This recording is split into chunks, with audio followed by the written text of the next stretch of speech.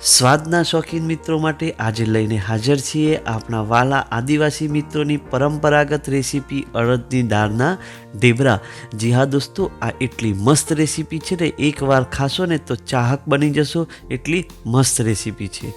દિલથી સ્વાગત કરીએ છીએ આપનું યોર ટેસ્ટી કુકિંગ ચેનલમાં। આ ઢેબરા ઉપરથી ક્રિસ્પી અને અંદરથી સોફ્ટ, ખાવાની બહુ જ મોજ પડી જાય ને દોસ્તો, એટલા પાવરફુલ બને છે। અને સાથે સાથે એની સાથે પીરસવામાં આવતી ચટણી વિશે પણ અમે જણાવવાના છીએ। તો દોસ્તો, આ બનાવવા માટે નાની નાની ટિપ્સ બહુ ઇમ્પોર્ટન્ટ છે, તો આ વિડીયોને ક્યાંય ચૂકતા નહીં। અને અમારો આ પ્રયત્ન આપને ગમે તો પ્લીઝ એને લાઈક કરજો, અને અમારી ચેનલ ઉપર નવા હો તો સબસ્ક્રાઈબ બટન જરા ટચ કરી લેજો, જેથી આવી અવનવી રેસીપી આપના સુધી પહોંચતી રહે। તો ચાલો આ મજાની રેસીપી બનાવવાની શરૂઆત કરીએ અને આ પરંપરાનું મસ્ત સન્માન કરીએ। દોસ્તો, અહીંયા જુઓ, 500 ગ્રામ અડદની ફોતળાવાળી દાળ આપણે લીધી છે।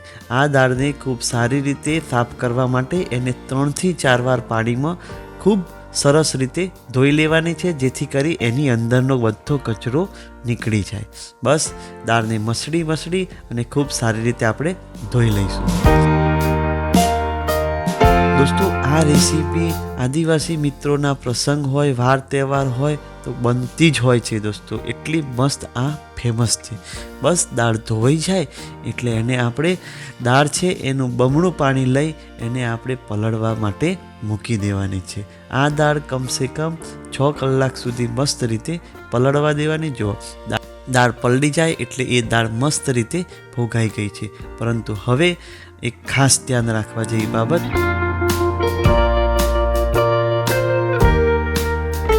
આ દાળને આપણે હાથ વડે ખૂબ મસળવાની છે, જેથી એના ફોતરા અલગ થઈ જાય।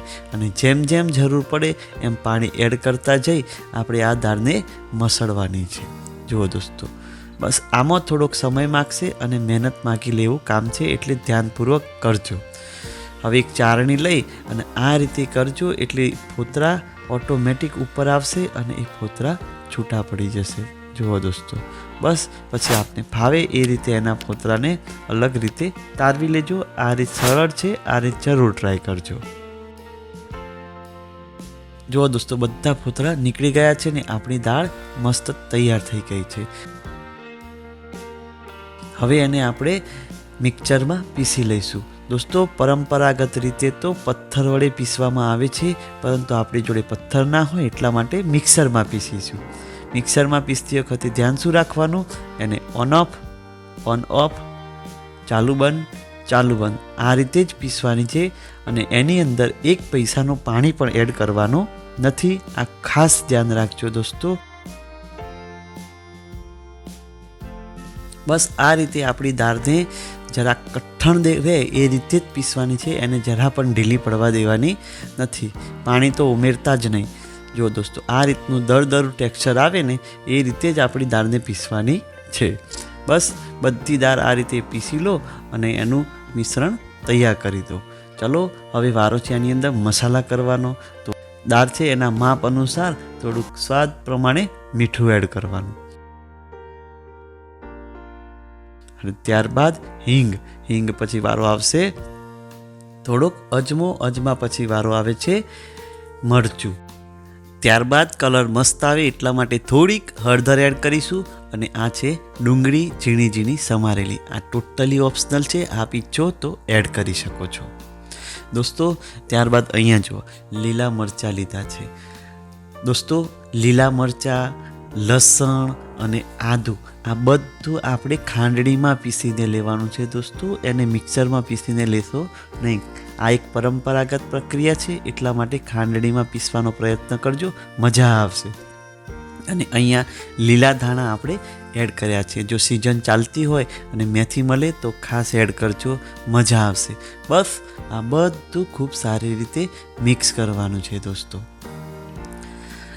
અમે અહીંયા પ્રયત્ન એ કર્યો છે કે સંપૂર્ણ પરંપરાગત રીતે બને, પરંતુ દોસ્તો આપણા ઘરમાં જે પ્રમાણેનું સાધન સામગ્રી હોય એ પ્રમાણે અંદર એડ કરી બનાવવાનો પ્રયત્ન કર્યો છે, આપ જરૂર ટ્રાય કરજો। બસ આ રીતે મિશ્રણ તૈયાર કરી અને પહેલાં હાથ સાફ કરી લઈશું, પછી આપણે વડા બનાવવાની શરૂઆત કરીએ। દોસ્તો અહીંયા પાણીવાળા હાથ કરી અને બસ મસ્ત રીતે આવો એક લોયો બનાવવાનો છે અને અહીંયા 2 થી 3 પ્રકારે બનાવવાની રીત અમે સમજાવીશું. જો સૌપ્રથમ કોટનનું ભીનું કપડું લેવાનું છે અને એની ઉપર હાથ ભીનો રાખી આ રીતે સ્પ્રેડ કરતા જઈ આપણો આ ઢેબરાને મસ્ત એવો શેપ આપવાનો છે. તમે આને ઢેબરું કહો કે વડું કહો. મસ્ત રીતે આ રીતે બધા એક લોટના બનાવી લેવાના. એક લોટ બની જાય ત્યારબાદ એને આપણે ફ્રાય કરવા જવાનું. દોસ્તો જો ફ્રાય કરતી વખતે બસ આ રીતે કોટનના કપડામાંથી ઉખાડી અને સીધું ફ્રાય કરવા માટે તેલમાં મૂકવાનું છે. અહીંયા તેલ મીડિયમ હીટમાં હોવું જોઈએ. જો પરંપરાગત રીતે કેવી રીતે બને છે, એક પાન ઉપર આ રીતે સ્પ્રેડ કરતા જઈ અને એને મસ્ત રીતે શેપ આપવાનો છે, ગોળ શેપ. દોસ્તો માનું ભીનું રાખવાનું એ ખાસ ધ્યાન રાખજો. આ રીતે પણ કટ આવી જાય ત્યારે આ રીતે પણ બનાવી શકાય. આપણી જોડે પાન ના હોય તો પ્લાસ્ટિકની ઉપર પણ બનાવી શકીએ, પરંતુ પરંપરાગત રીતે પાન ઉપર બનાવવામાં આવે છે. દોસ્તો અહીંયા 6 ઢેબરા એકસાથે તળવા માટે મૂક્યા છે અને તેલ મીડિયમ હીટ ઉપર છે. એને વારે વારે ફેરવવાનું નથી, 2 કે 3 જ વાર ફેરવવાનું છે. અને આ ઝારા વડે એને જરા પણ દબાવવાનો પ્રયત્ન કરતા નહીં, કારણ કે અંદર તેલ ભરાઈ શકે છે.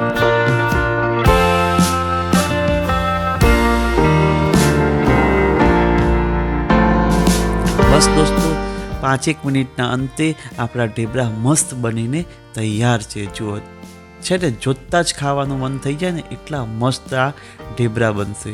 તો દોસ્તો ચાલો હવે સર્વિંગ કરવાનું છે. આ રીતે બધા ઢેબરા તમે ફ્રાય કરી લેજો અને ગરમા ગરમ જ પીરસશો તો મજા આવશે. અને પીરસતી વખતે દોસ્તો મસ્ત એવું દહીં હોય અને સાથે સૂકી લાલ ચટણી. હવે સૂકી લાલ ચટણી બનાવવામાં શું કરીશું, લસણ, સૂકું મરચું, મીઠું, લીલા ધાણા, કોપરું અને જીરું આ બધું ખાંડણીમાં મસ્ત એવું પીસી લો. આપણી ચટણી તૈયાર છે અને આ રીતે એને સજાવો, જોરદાર મજા પડશે ને દોસ્તો, એ ગેરંટી છે. એકવાર જરૂર બનાવજો આ પરંપરાગત રેસીપી.